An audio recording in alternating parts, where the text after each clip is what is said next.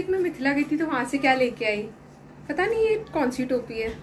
अच्छा, ये तो पाग है। इसे मिथिला रीजन में रहने वाले मैथिलों द्वारा पहना जाता है माथे की पट्टी के तौर पे। ये पाग को पूर्व काल में पौधों की पत्तियों से बनाया जाता था, लेकिन आज के डेट में इसे अलग अलग तरीके से बनाया जाता है, मॉडिफाई करके। और तुझे पता है ये जो पाग है उनके रंगों का भी बहुत महत्व है हमारे संस्कृति में।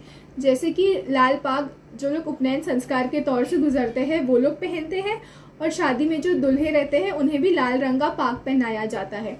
पीला पाग उन लोग द्वारा पहना जाता है जो शादी में अतिथि बन के आते हैं।